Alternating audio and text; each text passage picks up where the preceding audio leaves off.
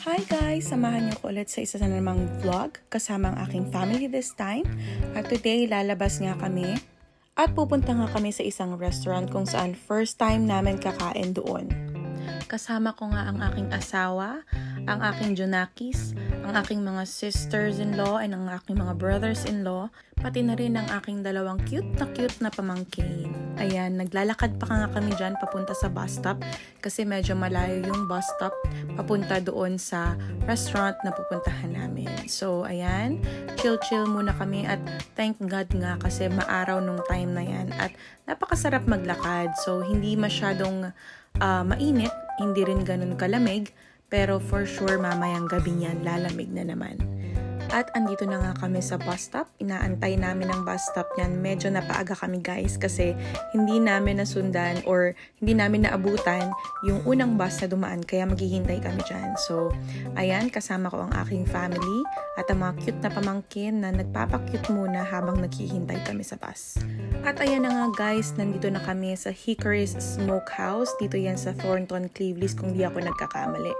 Medyo malayo-layo siya sa Blackpool. Siguro mga 35 minutes to 40 minutes ng biyahe. So, ayan. Hindi ko na nga na-videohan yung pagsakay namin sa bus kasi ang daming tao tsaka siksikan during nung sumakay kami. Kaya, nandito na kami agad. At kung makikita nyo nga guys, napakaganda ng view, napakasarap mag-chill.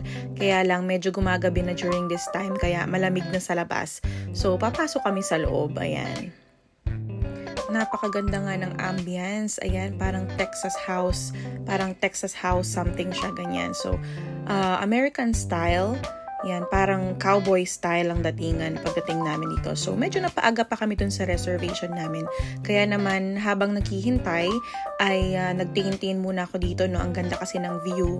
Kaya nagtingin-tingin muna ako dyan at nag-video. At lumabas muna kami.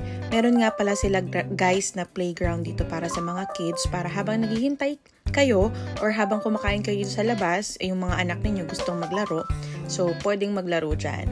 Ayan. So, ang mga kids, ayan, ang Junakis ko, excited maglaro. Nako. At ayan nga, ang asawa ko, kunyari walang pakialam sa video, pero deep inside, tinitignan niya yung sarili niya kung guwapo pa siya dyan. Ayan. So, naglaro na nga muna ang mga bata. Ayan. Enjoy sila. Ayan, si Zaki Boy, excited nang umakyat doon sa palaruan. Marami ring kids na naglalaro during that time. Kaya naman, enjoy din yung mga bata kasi mayroon silang mga nakilalang mga new kids na nandyan.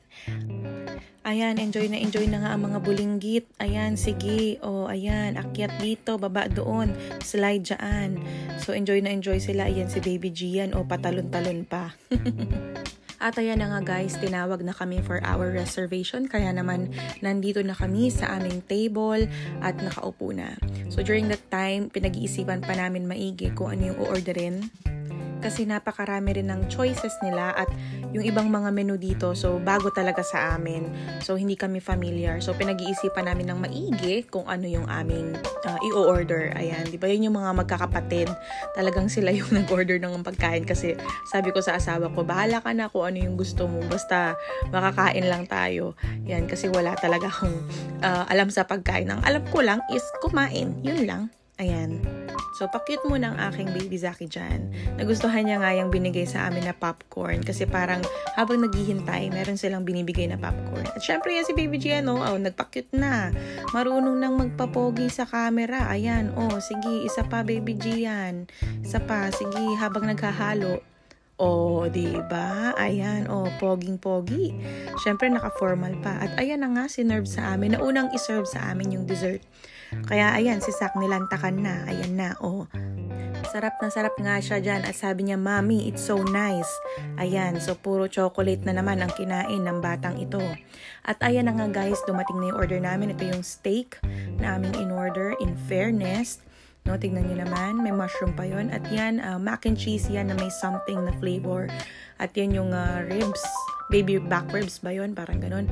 At yan, meron yung burger na napakalaki. Yan, may salad sila. So, ayan yung halos na mga in-order namin.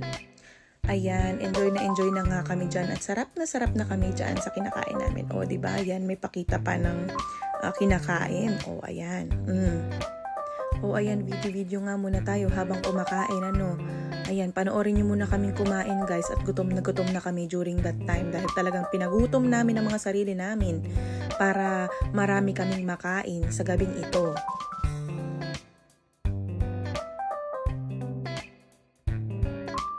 At ayan, tapos na nga kaming kumain at dahil nagandahan ako sa view ng restaurant na ito, nag-ikot-ikot muna ako para naman tignan namin mamaya kung saan kami pwedeng mag-picture-picture. At ayan na nga umaura-aura na kami ng anak ko dyan. Kaway-kaway. Ayan, kunyari mabait na bata. Ayan, kinikis si mami, diba? Ayan. So ito yung sa entrance nila. Pagpasok mo sa restaurant, ito yung makikita mong una. Diba? Kaway-kaway, Zaki. At ito naman yung part nila na para siyang bar. Tapos pwede ka mag-order ng drinks. Ayan. So tapos na nga kami dyan guys at pauwi na kami. Kaya naman ay ito na sa labas. Ang oras nga pala dyan guys nasa mga 10:00 na ng gabi.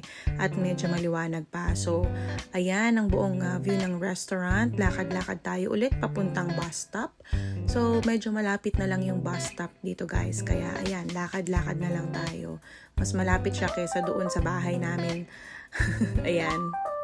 Magpatagtag tayo ng konti para naman yung ating kinain ay bumaba ng kaunti. At ito na nga guys, nasa bus stop na ulit kami. Naghihintay na ulit kami ng bus pa uwi. Ayan. So, hantay-hantay muna kami dito. Ayan ang mga mababait naming pamangkin at mga anak. At yan na nga guys, salamat ulit sa pagsama nyo sa amin dito sa munting mini vlog na ito with my family. And hoping na next time, supportahan nyo ako ulit sa susunod na vlog guys. At maraming salamat ulit. See you again next time and bye!